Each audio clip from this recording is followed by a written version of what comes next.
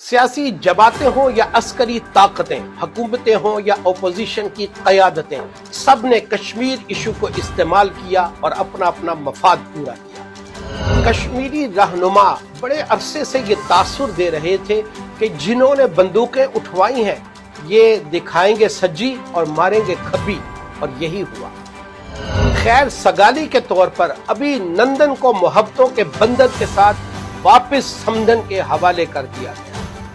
کشمیریوں کے ساتھ جو سلوک کیا سو کیا، خدارا اپنوں کے ساتھ تو وہ سلوک نہ کریں، ملک پاکستان کی جڑوں کی بجائے سرحدوں پر ہی بیٹھے رہیں۔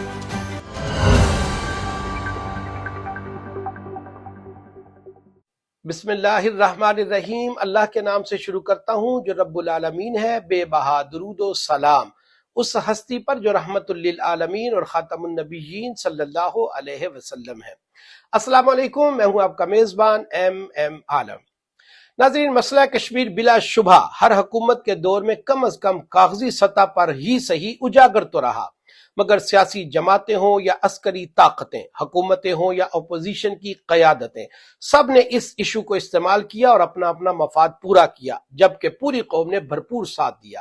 یہ جانے بنا ہی کہ جنہوں نے بندوقیں اٹھوائیں ان کے پاس کیا پلان تھا، وہ کشمیریوں کے ساتھ کیا سلوک کریں اور مسئلہ کشمیر پر کیا اصول اپنائیں گے۔ ہم چھین کے لیں گے آزادی یا دیکھتے رہیں گے کشمیریوں کی نسل کشی اور کشمیر کی بربادی۔ تاریخ کے گرد آلود ورقوں سے مٹی ہٹانے کی بجائے اگر ماضی قریب کے معرکہ کارگل کی بات کریں تو عوام آج تک اس سے بے خبر ہے۔ جہاد تو مجاہدین کر رہے تھے، مگر واپسی فوجیوں کی ہوئی، یہ کیا ماجرا تھا؟ اگر آپ میں سے کسی کو معلوم ہوا تو مجھے ضرور بتائیے گا، رہنمائی فرمائیے گا۔ ناظرین، 12 اکتوبر 1999 کے بعد میاں نواز شریف زیر حراست تھے اور اس دوران لاہور فلیٹیز ہوٹل میں ایک تقریب منعقد ہوئی جس کا انتظام و انصرام کشمیر ایکشن کمیٹی نے کیا ہوا تھا۔ اس کمیٹی کے ممبران میں جسٹس شریف حسین بخاری، معروف کشمیری صحافی کلیم اختر، میجر مظفر مرحومین، جبکہ راجہ محمد رفیق خان، راجہ شیر زمان خان، ایڈوکیٹ محمد فاروق آزاد سمیت بڑے بڑے نامور اور دیدہ ور لوگ جڑے ہوئے تھے۔ تقریب سے اظہار خیال فرما رہے تھے جناب جنرل راحت لطیف مرحوم۔ چونکہ جنرل مشرف کی کو سے حکومت آئی ہوئی تھی اور کو بکو جنرلز کی ہیبت چھائی ہوئی تھی، جنرل راحت لطیف مرحوم صاحب نے اپنی گفتگو میں پوری قوت اور فوجی ہمت کے ساتھ کہا کہ کرگل میں ہمیں نواز شریف نے ذلیل و رسوا کروایا اور ہمیں پیچھے ہٹنا پڑا، جس سے فوج کا مورال بری طرح متاثر ہوا۔ اس تقریب میں من کے مسمہ ایم عالم موجود تھا۔ میں اٹھ کھڑا ہوا اور اپنا ہاتھ بلند کیا کہ ایک سوال کرنے کی اجازت دی جائے۔ عموماً ایسا ہوتا بھی نہیں کہ کوئی گفتگو کر رہا ہو، وہ بھی خطاب، تو کوئی جسارت کرے اس طرح سے، وہ بھی جنرلز کی بادشاہت میں۔ جنرل صاحب نے کہا بیٹا بیٹھ جائیں، اس طرح مناسب نہیں، درمیان میں اٹھ کر ہاتھ کھڑا کرنا، بعد میں سوال کر لیجئے گا۔ مگر میں بھی سرحد پر کھڑے مجاہد کی طرح کھڑا اور ڈٹا ہی رہا اور اپنا صحافتی فریضہ ادا کرنے کو ترجیح دی۔ تھوڑا ماحول بدلا، کچھ نے کہا سن لے سوال، کچھ نے کہا رہنے دے۔ میں نے اپنی توانا آواز سے کہا جنرل صاحب اگر میرا سوال یہاں نہ سنا گیا تو آپ کے خطاب کے بعد اس کا کوئی جواز ہی نہیں رہے گا۔ مجھے اجازت ملی تو میں نے کہا جان کی امان پاؤں تو پوچھ سکتا ہوں، جب کشمیر کے مسئلے اور کشمیریوں کی جان اور آزادی کے معاملے پر نواز شریف نے فوج کو رسوا کیا اور پیچھے ہٹنے پر مجبور کیا تو اس وقت فوج نے کو کیوں نہ کیا؟ اسی وقت تختہ الٹا کر قبضہ جما لیا جاتا اور کارگل سے 1 انچ نہ ہٹا جاتا۔ کشمیریوں کی جان کی خاطر تو یہ نہ کیا گیا، مگر جہاز کے اندر چند مسافروں اور ایک جنرل کی جان کی خاطر پورا ملک قبضے میں لے لیا گیا۔ بس اتنی سی بات کرنی تھی، حال تالیوں سے گونج اٹھا اور جنرل صاحب سے پھر بات سنبھالی نہ جا سکی اور نہ ہی کوئی مستند حوالہ دے سکے۔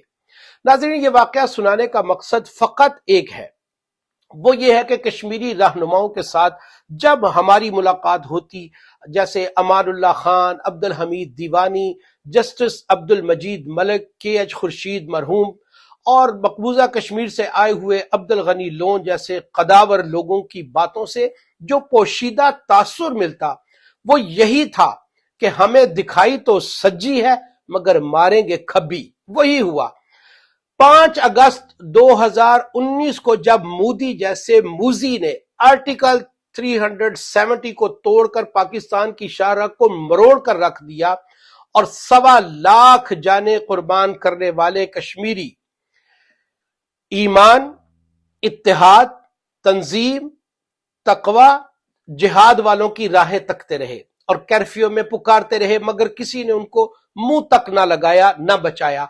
उल्टा खैर सगाली के तौर पर अभी नंदन को मोहब्बतों के बंधन के साथ वापस समधन के हवाले कर दिया गया।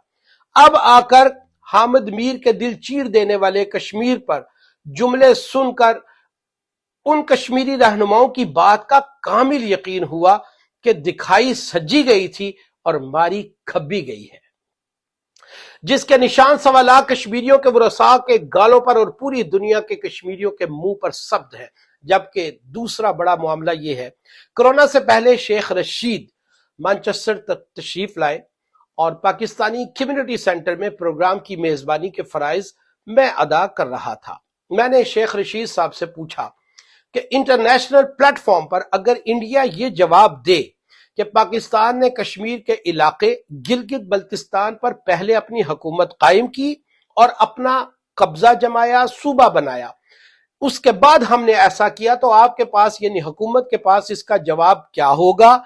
शेख रशीद आज भी नाज़रीन जिंदा हैं, उनसे इस बात की तस्दीक की जा सकती है। उन्होंने मुड़कर पहले तो मेरी तारीफ की, मेरी तरफ देखा और कहा आपने बहुत उम्दा कंपेयरिंग की, और धीरे से इसका जवाब दिया हम शर्मिंदा होंगे, हमारे पास इसका कोई जवाब होगा न जवाब। ये सब किन के कहने पर और किन किन गहनों पर हुआ, तारीख में सब लिखा जा चुका है। अलबत्ता आज जो हालात अपनी धरती अपने वतन के किए गए हैं और जो करने वाले हैं, उनसे इतना ही कहूंगा, कश्मीरियों के साथ तो जो किया सो किया, खुदारा अपनों के साथ तो ये सलूक न करें। मुल्क पाकिस्तान की जड़ों की बजाय सरहदों पर ही बैठे रहें। कश्मीर को हाथ से जाने दिया, बचे हुए मुल्क को तो बचा लें और जाती तरक्की की बजाय अपनी धरती के माथे पर कामयाबी का सेहरा सजा लें। अपने मेजबान एम आलम को इजाजत दीजिए। अल्लाह नेगेबान।